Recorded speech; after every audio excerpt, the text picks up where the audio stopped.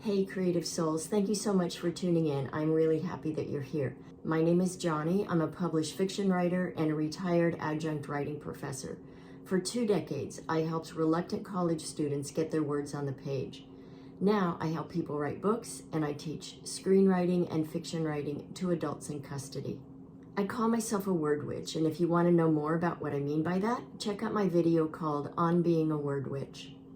I believe I'm on this earth to heal the world through stories, whether it's the ones that I write and tell or the ones that I help you write and tell. I'm new here on YouTube, and I fully embrace the notion of energetic reciprocity. So, if anything I say resonates with you, helps you in some way, I would sincerely appreciate it if you would like, share, and subscribe. Because obviously, if I can grow my channel, I can do more in my quest to heal the world through stories.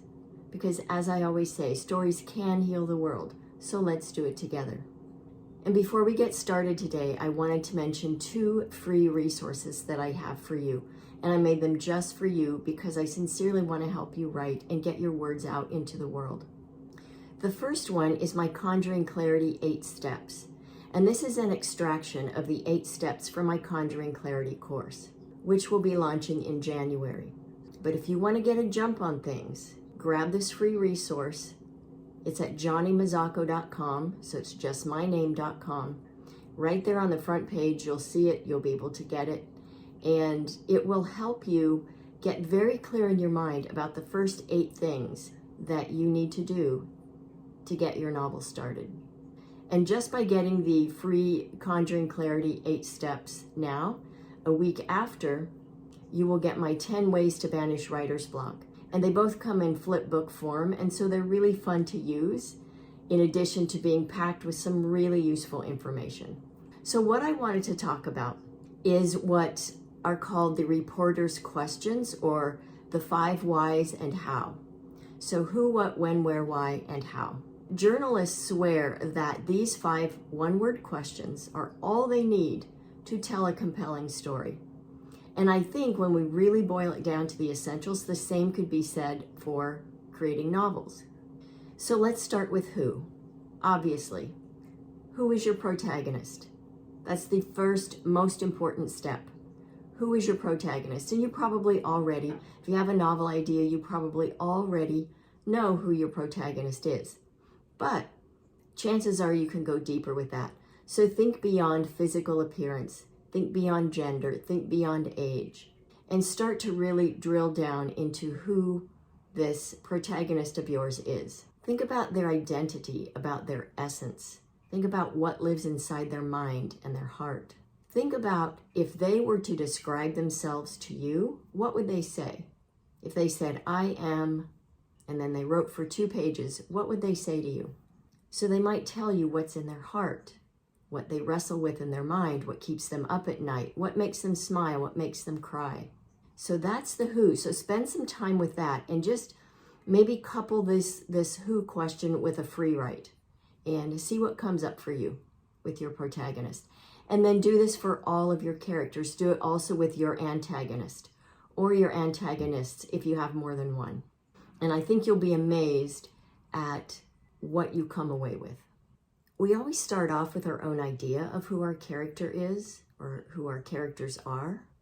But as we spend more time with them, they start to exert themselves, right? They start to want to speak for themselves. Sort of the way an adolescent does when they are trying to discover who they are and individuate and separate themselves from their parents so that they don't still feel like extensions of them. Well, this is what our characters want too. And so we really need to give them the space to let them do this and to let them tell us who they are. So resist trying to rein them in, because it'll be more painful for everyone involved, right? So just let them be, listen to them, let their thoughts and feelings come out your fingers, and they will guide you. They will show you where to go. So next we have what. What does your protagonist want? It's really that simple. What is their deepest desire as it pertains to the story? What is the one thing that will create that through line that we want to see in a story? Now, this may take some time to really sort out, because usually what a character wants is not necessarily what we first see on the surface. So again, couple this with a free write and see what comes out. And when we get to the why question, we'll break this down just a little bit more. So next we have when. When does your story take place? So start big first, think era. Does this happen present day? Does it happen in the 60s, in the 50s? When does it happen? Next, think year or years. Does your story take place within 1 year? Does it take place over several years? Start to really think in your mind, and you may think, oh, I don't know that yet. But just really kind of sit and daydream on it, meditate on it, do a free write on it, and see where that takes you. Think season, think week, think day, think hour. And when we start to think about when in this way, scenes will start to develop in your mind. And then what I recommend is don't wait to write those scenes. Write them, organize them some way in a folder. If you write by hand, file them in a way that you will be able to find them and go back to them when you start to write the novel itself, when you start to stitch all these things together. And doing this allows you to really start to think how you will describe these scenes on the page. So give some thought to when, do a free write, see what comes. Okay, next is where. Where does your story take place? So it could be that your story takes place in one single location. It could be that it takes place within a house. It can be that focused, that concentrated. It could be that it takes place in one small town in the middle of the US, one small village in Italy. It could be that your story takes place in multiple places.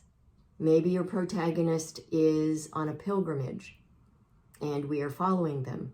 Maybe they are traveling the world. Maybe it's their gap year between high school and college. Maybe they are retiring and finally have the time to get out and explore. Maybe the story takes place over a period of time and they have moved a lot in their life. And so you want to incorporate all of those places. So begin to envision the place, the setting, or the settings where your story takes place and start to write them on the page. Start to describe them. And again, use a free write. It's the best way to just get your conscious mind who wants to get in there and control things out of the way. Okay, now let's talk about why. Why takes us back to the what. Why does your protagonist want this thing that they want? And this one can take a little drilling down.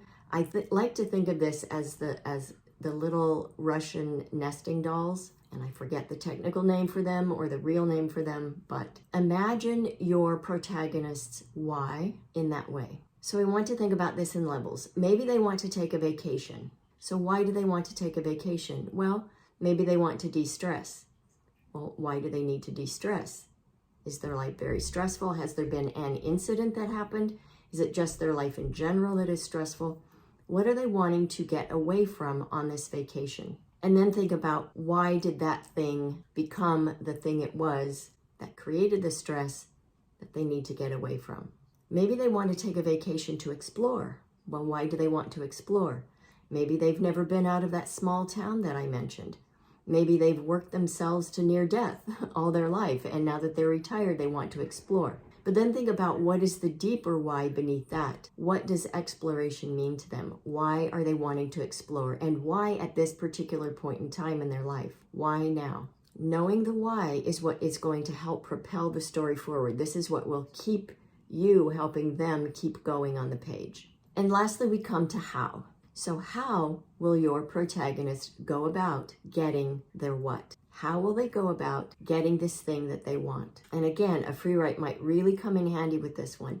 And also think about how will your antagonist or your antagonists interfere with their desire in getting what they want.